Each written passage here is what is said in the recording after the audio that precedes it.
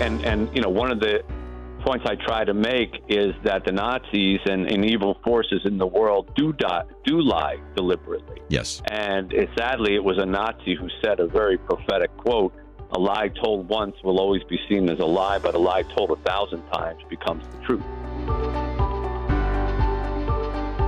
How toxic is lying to the human soul? Well, that's something we're going to explore in this interview based upon this book, The Little Liar, written by Mitch Albom. We recognize that people lie on a pretty regular basis, which is a sad commentary, but The Day America Told the Truth is a research study that was done years ago and found that most Americans lie on a pretty regular basis. What's the impact, especially if some of those lies are consequential, as we're going to talk about a young boy, Jewish boy, that decides to lie to other Jewish families so that indeed it makes it easier for a German officer to load those German families into a boxcar and take them off, of course, to the Holocaust. And so it is an important question. It's really at the very foundation of the book we're going to be talking about, and it's written by Mitch Albom. He is a writer with a soul, and you may be familiar with him from, of course, his very first book that gained so much attention, Tuesdays with Morrie, along with, of course, Morrie and the 5 People You Meet in Heaven, For One More Day, Have a Little Faith. Those have actually been produced into television movies, and, of course, he's well known for so many of his writings, and he is an author, screenwriter, playwright, and this new book out, The Little Liar. So, Mitch, thank you for joining us today here on Point of View. Kirby, it's a pleasure to talk to you. Let's, if we can, maybe talk about the genesis of this story, because I have gone to many Holocaust museums, Washington, D.C., Israel. There's one right here in Dallas where I'm broadcasting from. So, and many of our listeners all over the United States probably have been to something like that. And you were in a museum, saw a video from a survivor talking about Jews were oftentimes used to lie to other fellow Jews about where the trains were going.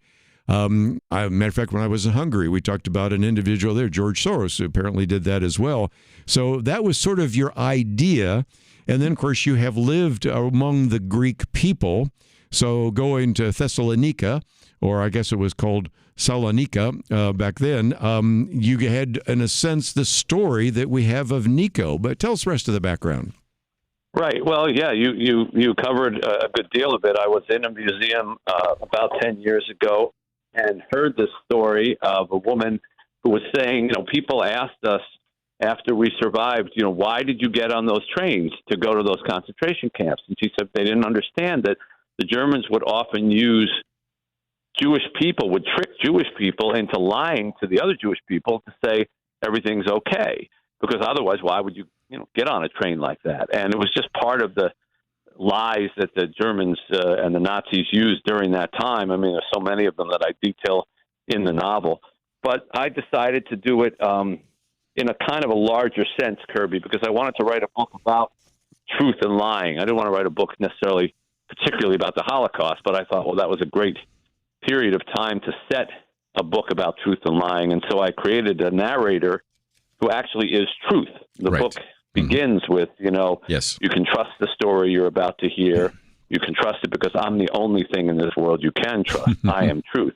And so, I really wanted to explore the ramifications of lying and breaking the truth on the human spirit.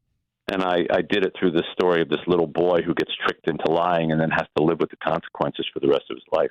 I do want to talk about the broader picture and issues of lying, because that's something we've talked about on this program many times. Of course, we talk about truth.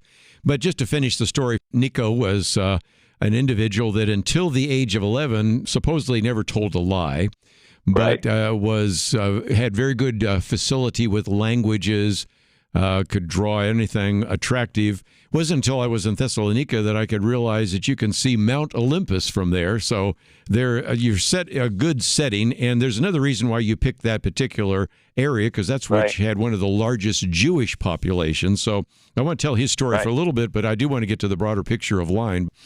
Sure. So Nico is 11 years old, has never told a lie, lives in Salonika, Greece. It is, as you point out, and was the largest majority Jewish population city in all of Europe before the war. Most people don't realize that. They don't think of Greece as a place that has a lot of Jews, but it did. And he has this little girl named Fanny who has a crush on him, loves him because of his because of his honesty. And when the Germans come and invade the town, they find out about him and they separate him from his family. And they say, listen, we'll let you go back to your family very soon. All you have to do is this little favor for us. Just stand on these train tracks for the next few weeks and just tell people, because they trust you, because everyone in his neighborhood knew him that is an honest boy. They trust you, and just say they're going to good jobs and good homes, which is true, and they're all going to be together again, and then you can go back to your family. So thinking that he's telling the truth, he does this every day, and the people are kind of comforted. Oh, well, if he's telling it, then it must be true. And they get into these trains, and only on the very last day does he see his family and Fanny, the girl who loves him and he loves, being shoved into these boxcars, and he finds out that they're going to Auschwitz, to the concentration camps, and the Nazi guard who tricked him and came up with this whole idea doesn't let him get on the train. And so he is now left behind, and the book follows him for the next 40 years of his life, right. The ramifications of that single lie on him, on Fanny, the girl who loves him, on his family, and on this Nazi who pulled the trick off. And it just becomes a very, epic kind of sweeping love story. He becomes a pathological liar in his life because of what happened. He feels so guilty, and he can't ever speak the truth again. He changes names, changes identities, becomes, all kinds of different people in his life. And after the war, his brother and the girl, Fanny, try to find him again, one to take revenge on him and one to forgive him.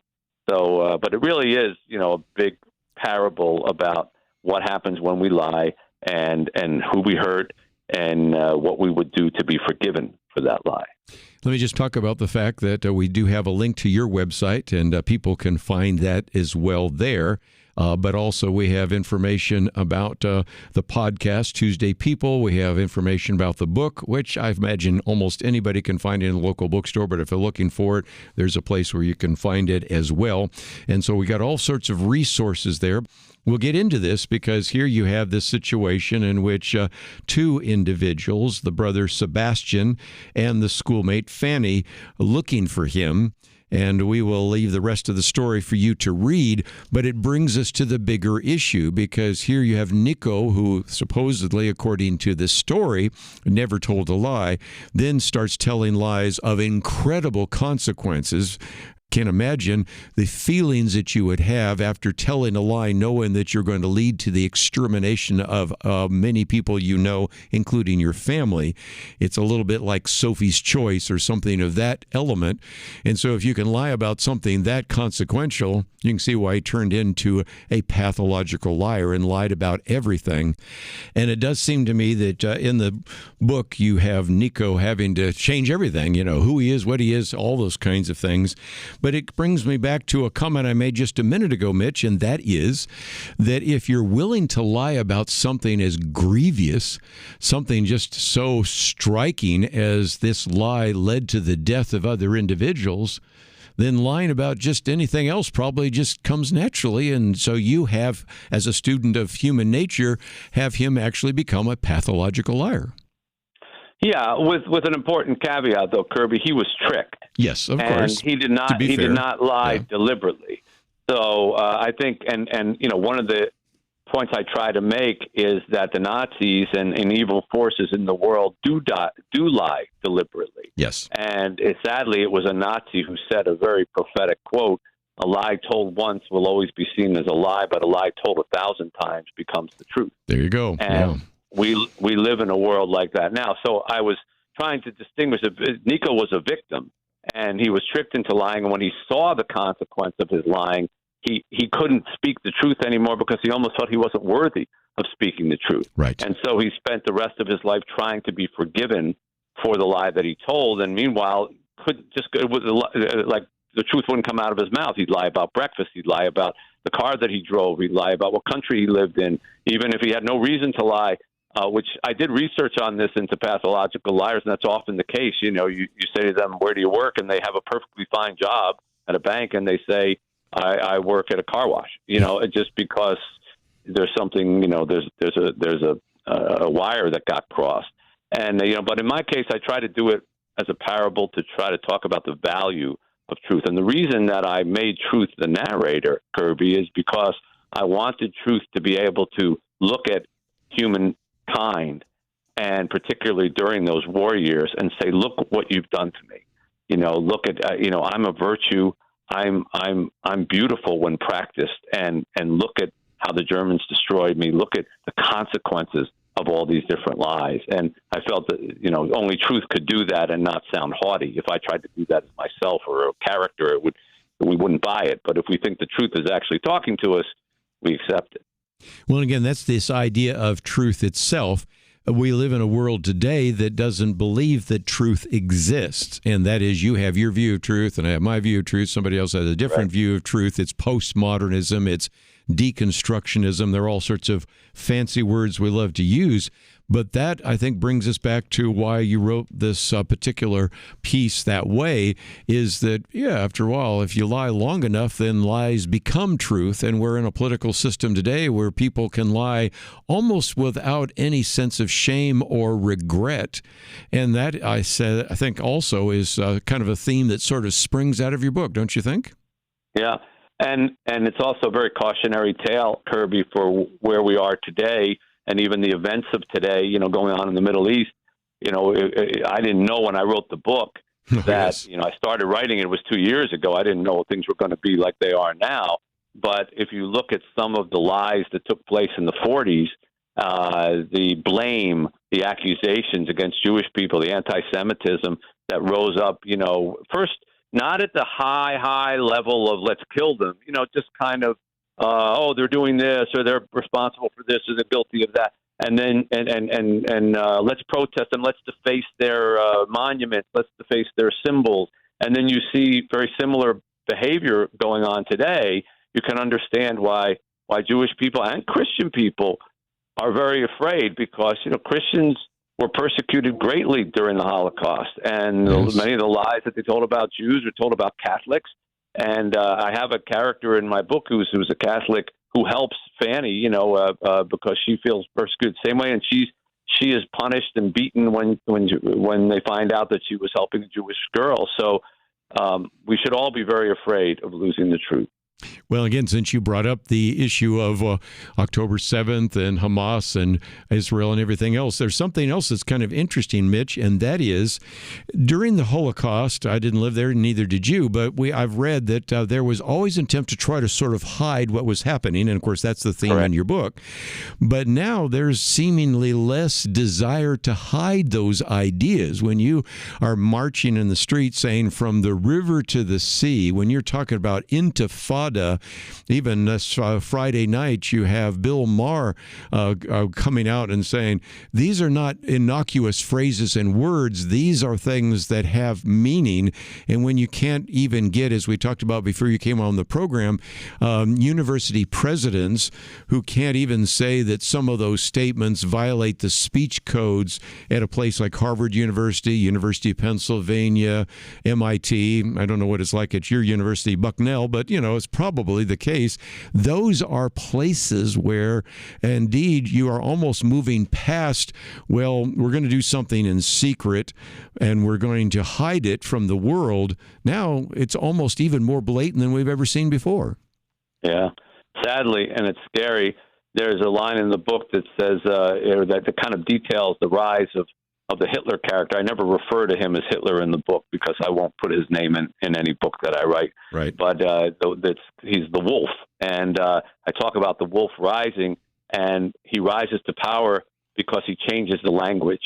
And Truth says, this is an old trick that I've observed you humans do. When you want to lie, first change the language. So Hitler used the phrase, this was the actual phrase, the law to relieve the distress of the people. That was the name of the law that gave him all kinds of power to basically, persecute Jews and take their homes away and take their businesses away. But the name of the law wasn't the law to persecute Jews. The name of the law was the law to relieve the distress of the German people. Well, who wouldn't vote for a law like that? Everybody wants their stress relieved. So we have to be very careful about language being changed. And, we don't mean river to the sea doesn't mean that. It means this. Well, look at the consequences of the actions, not the way the words are manipulated. That's one one of the warnings from the Little Liar book. So much so. Just before I run out of time, I did want to mention your podcast, Tuesday People, the podcast, because your most recent episode is forgiving yourself and those you love. And, of course, that's one of the themes. Matter of fact, you read an excerpt from The Little Liar about forgiveness. And it does seem to me that at a time when there are so many people that have been abused, attacked, criticized, sometimes unfairly, we're going to have to learn this lesson of forgiveness all over again, aren't we? That's right. And, I always say that every one of my books contains some slice of Tuesdays with Morrie in it. Ever since I wrote Tuesdays with Morrie, I kind of can't help it. And forgiveness was something that we talked about quite a bit as he was dying. He said, you need to forgive everybody, everything, and forgive yourself. Because when you get to this point where I am, and you will, you're going to wish that you had been nicer to yourself and more forgiving to other people. And in the book, The Little Liar, Nico spends his whole life trying to be forgiven. He ends up, I don't want to give the book away, but he tries to lead his life in an almost a repentant way. And Fanny spends decades trying to find him just to forgive him, because the human need to forgive is as strong as the human need to be forgiven. And in the end, this is the only thing I think that can conquer the hate and the lies. We all do lie. And the Little Liar asked the question, what's the biggest lie you ever told, and what would you do to be forgiven that lie? And I think all of us, if we really ask ourselves that question, we realize, A, we have all told lies. Some may be big that, ruined a relationship, a marriage, a business, a friendship, whatever. And B, we all want to be forgiven.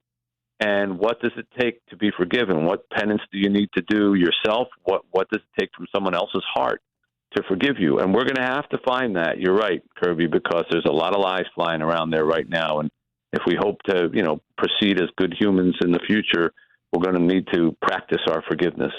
Well, let me again encourage you to go to the website, pointofview.net. First of all, you'll see mitchalbom.com, and you don't even have to know how to spell all that because that's there. We have a link to the podcast, The Tuesday People, and of course, we do have a link to the book as well, although I suspect most of you probably be able to find it in your local bookstore, but we have it available in hardback and Kindle. And Mitch, of course, we've appreciated the writings over the years, and I appreciate you giving us some time today here to talk about them on Point of View. Thank you, Kerby. If you find yourself saying, I'd like to get a little bit more information, we have all of that on the website at pointofview.net. And if you say, I didn't know anything about this book, I think somebody writing about the issue of lying is an important issue.